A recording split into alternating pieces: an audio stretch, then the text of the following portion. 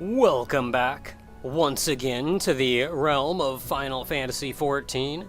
As I mentioned last time, there's only 2 dungeons in the Expert Rule at this time round. And last time, of course, we tackled Neverreap, so this time we are going to be deselecting Expert Roulette and going to the Fractal Continuum. The Fractal Continuum is effectively identical to Neverreap in as far as the items that drop, which are item level 160, as well as the tomestones you get of Law and Esoterics. I incorrectly stated a number of facts last time, mostly because I was going off the top of my head and not actually paying attention. The Law tomestones will actually net you the item level 170 gear, which can then later be upgraded to 180. Whereas the Esoterics tomestones can be used to buy item level 200 gear, which can then later be upgraded to 210, but that's an exceptionally difficult thing to do right now. But we'll probably be sitting here in the Duty Finder for a little while, so let's skip on ahead to when we start.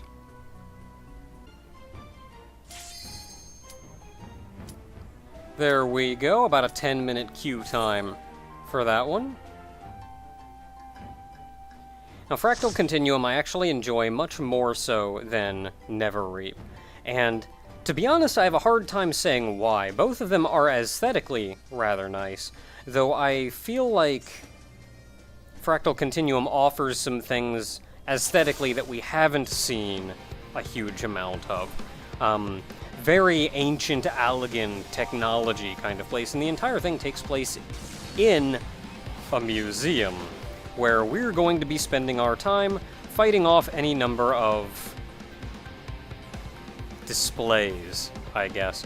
You saw the blue wall back there. That is our intention, is to get beyond that. However, it's currently locked off. So instead we have to hang a right and go through the Allegan teleporter, which will take you right up here to our first group of enemies. You'll notice a number of guide panels along the side, and you can get some interesting little information about the area and what's going on from there. Now, there's a couple interesting enemies to note here. You'll see the Clockwork Knight and the Clockwork Soldiers, as well as the Clockwork Dreadnought. These are all enemies that you will have seen if you've gone through Binding Coil. Only the first one needed, and you'll have seen most of these enemies, but I think it's interesting now that they're making their way into regular gameplay. The Dreadnought, obviously, for as monstrous as it is going to be your main priority, and it hits like a truck. Once that's done, there is the Clockwork Soldier and the Clockwork Knight. None of these enemies retain many of the troublesome abilities that they had back in Binding Coil, so you don't have to worry too much there. The Soldier and Knight are your next priority, and then the lowly little... I can't even tell what those things are called. I don't know. The small guys are your final priority here. Once the Dreadnought's dead, you can honestly just AoE everything else down. Walking forward a little bit, you'll find another guide panel, and into the next room for your next pull. Here you'll actually find another Clockwork Soldier, but then a fair number of... having trouble... mannequin pugilists. Oh, so they're like animatronic pugilists and crap. That's interesting. But regardless, same thing here. There are a couple pugilists, a couple marauders, and then a couple Clockwork Soldiers, Clockwork Knights. For the most part, the smaller guys are hardly any threat at all, so kill the Knight and the Soldier. However, there is off to the side, and I don't especially know if I have hate on him, a Conjurer. That Conjurer I have seen before. Tanks prioritize that Conjurer as your #1 target. In the end of the day, I don't think it matters too much, but the Conjurer would be casting heal spells and the like along the way, which, of course, is always troublesome. But regardless, there shouldn't really be much of a threat coming from any of those. But moving on from there, we can pass another guide panel and come to our first boss. I find it interesting, the guide panel actually tells you about each individual boss, and like what exactly it is.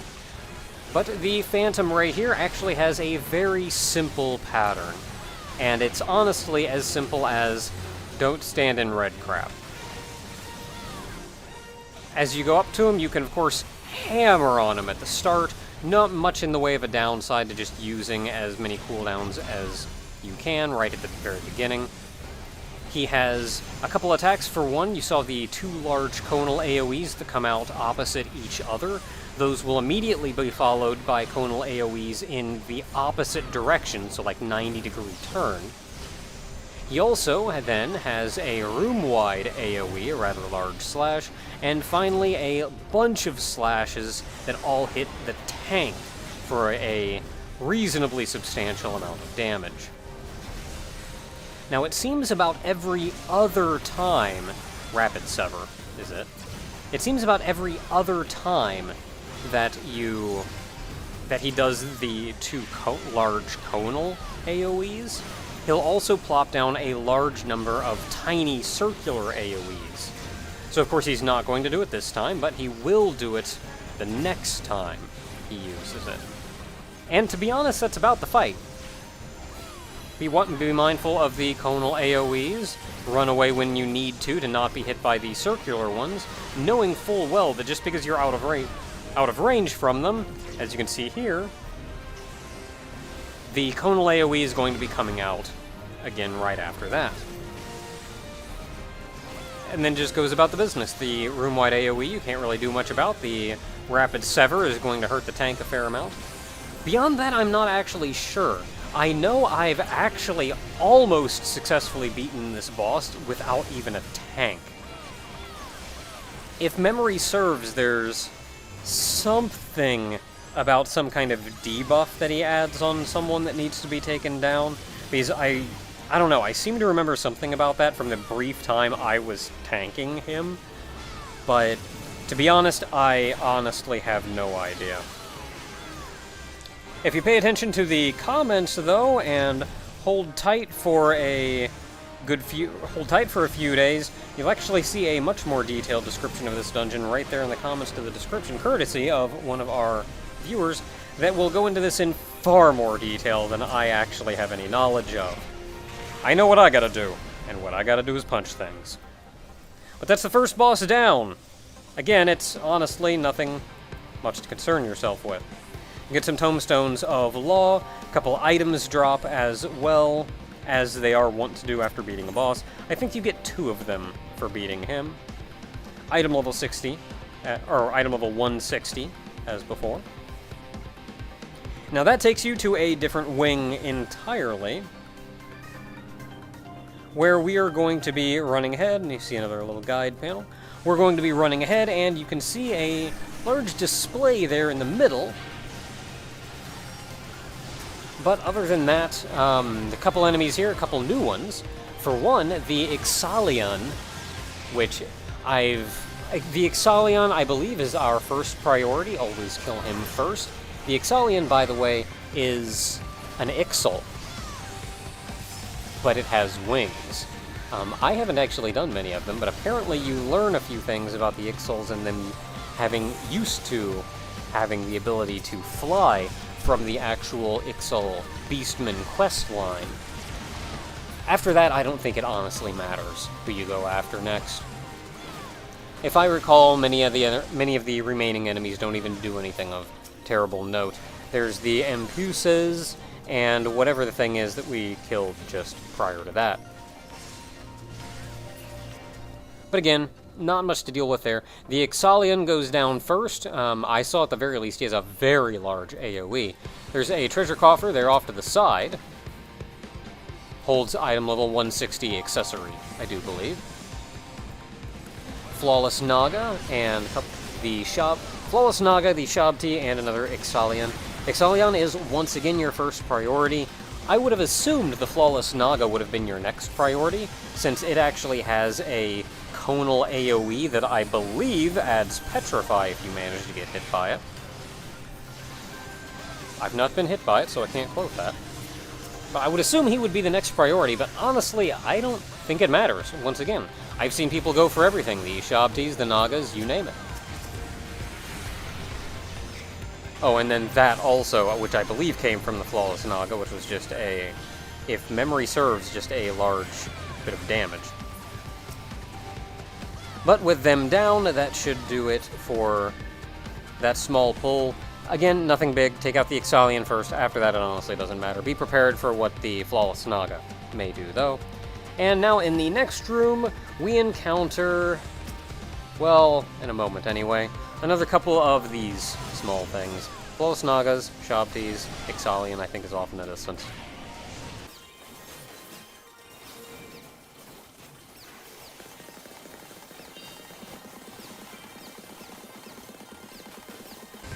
There, as it turns out, there was no Ixalian, actually. But with the downing of those three, we get to encounter a much larger, more threatening beast, a Chimera, along with two Shabtis.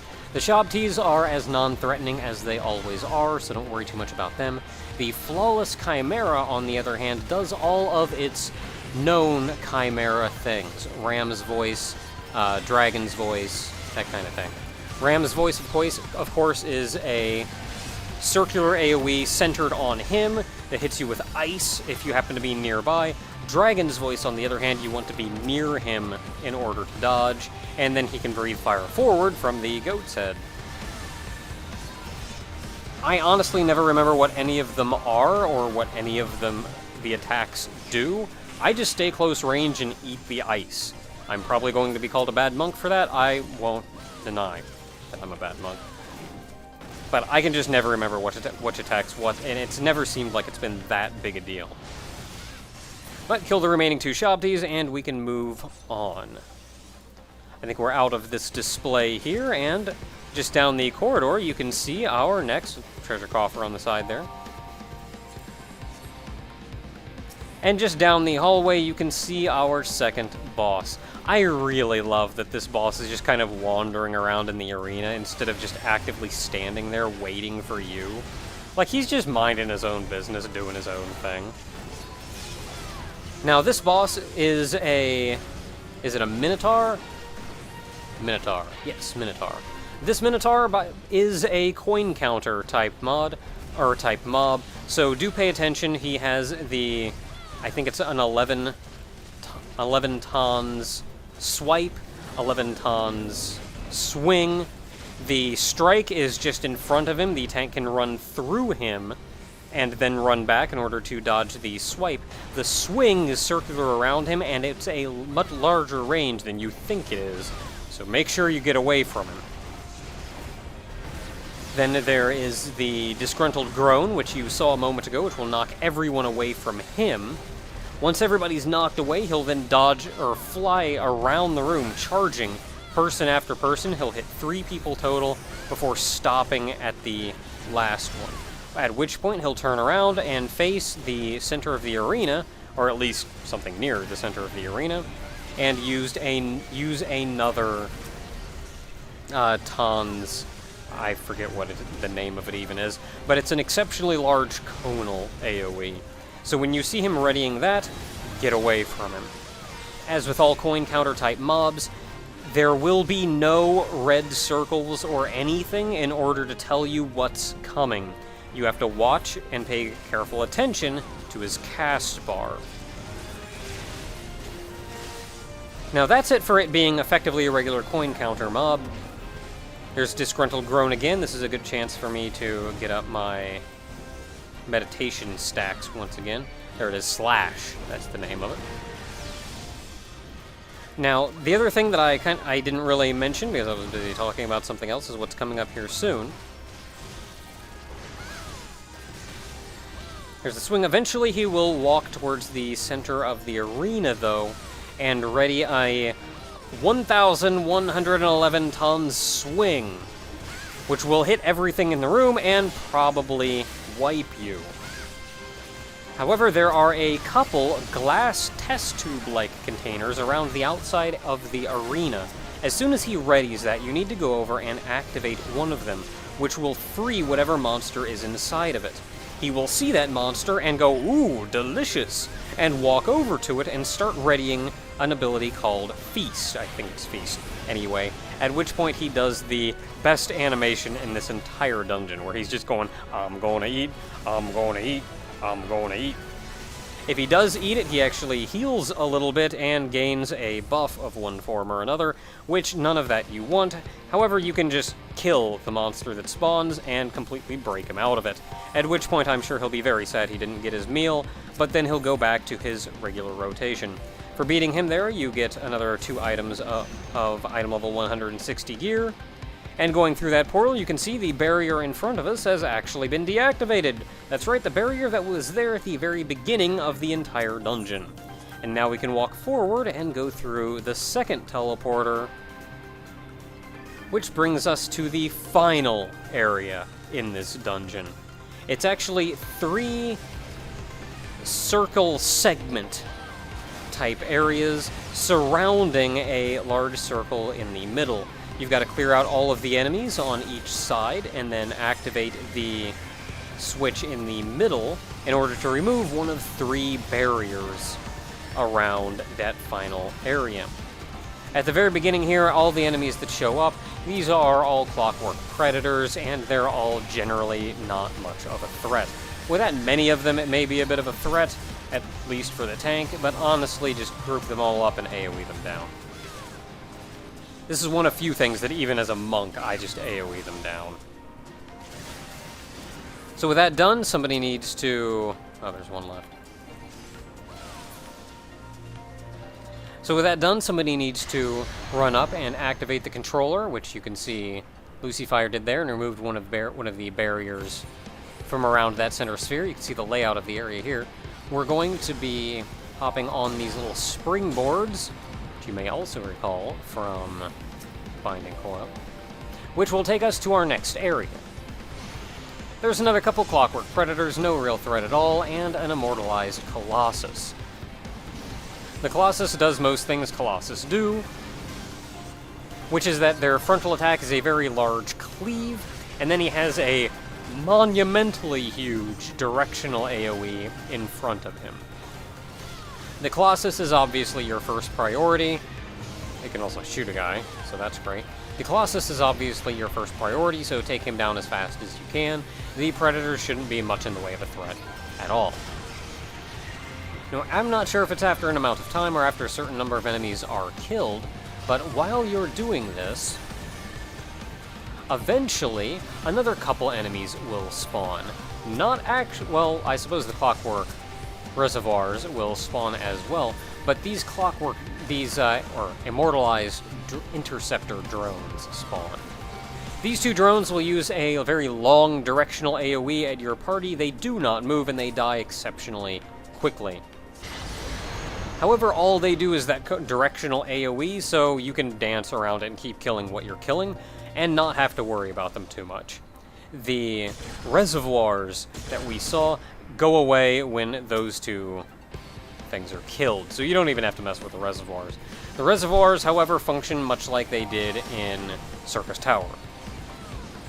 Step in 1, you get bound. I think you can still attack while you're in those, though. Now, in the next room, you'll find an enforcement droid, which is an exceptionally large dude. He is your first priority. There's also an immortalized Deathclaw. The Deathclaw, a couple predators we just ticked off there too, so more of them. The Deathclaw has a conal AoE in front of him that I believe knocks you away, so that's good news. However, the enforcement droid is still your top priority because he seems to attack people randomly. Like, I'm sure he can hold hate to some degree, but for the most part, he just attacks whoever he feels like attacking, and is generally a large annoyance. Also, the reservoirs are back! Again, not terribly much of a threat. Don't stand in the reservoirs, don't stand in the directional AoEs. After the enforcement droid is dead, go after the claw. Then you can go after these guys. And once the interceptor drones are dead, the reservoirs go away. Then you can activate the final thing, which removes the barrier around the center of the arena and all of the little springboards now change to be pointed towards the middle, where we fight our final boss, the Curator of the museum. Note that the arena here is actually a 4x4 series of panels. That's fairly important. At least it will be in the future. You have just about enough time if you really want to lay into him here at the very beginning to really wail on him, but you will need to go off of him very quickly, and this is not something that you can delay as soon as these ads spawn. The clockwork alarms need to be killed because the longer they exist, the more of these panels they make blue. You'll see that flash, which they did just a second ago, which I believe hurts you when you're standing on, and then another one is going to be coming in due time that will do even more damage. If you don't kill them, they will walk across the entire arena and put a large series of panels you can't stand on in your way. I'm honestly not sure what happens if they make it to the other side of the arena. I've never bothered to find out. They probably self-destruct and wipe the party, for all I know. After a time, the boss will actually ready a move called the Educator, and when doing that, he will actually put down a cross spreading the entirety of the arena of those blue squares. This will also, I believe, don't quote me on this, remove the panels that are already existing due to the drones that we fought a moment ago. The alarms that we fought before. Now, the cross that he makes is actually centered on whatever block his center point is in. So even if he's straddling two, it'll pick whichever one he's most in. That's the center point. Still kill the alarms as fast as possible because we kind of need to be able to move around. Don't stand in the blue. Other attacks he appears to have is a conal AoE in front of him that hits the tank, so obviously you don't want to stand in front of him. He also places down these mines that you can see off to the side. I actually wondered, perhaps, if I could stand in the corner of the block that mine is in, since the mine looks circular. I exploded, so I suggest not doing it. When he does that cross attack, that seems to detonate everything in the arena. A couple more AoEs falling down from the sky. Always great news. The alarms are back. Now we've got mines, and we've got alarms, and we've got blue squares. And mine I don't want to stand in. Boss is doing raid-wide AoEs. More bombs are getting put down. I kind of don't like standing in that. More AoEs dropping from the ceiling. Running out of places to stand. Raid-wide AoE again. Probably going to do his thing soon. Going to limit break and finish him off. If I don't finish him off, I'm going to get a mine put on my feet. I'm going to get exploded because I didn't get off it because I was hoping we could kill him. And we managed to kill him in the end. You can see in the end, it mostly just becomes a trial of, wow, there's not a lot of space for me to move around. Good job, everyone. But that is it for whatever dungeon it is we happen to be in. Until next time, Fractal Continuum. Until next time, everyone, we are done with the regular dungeons. Next up, Alexander.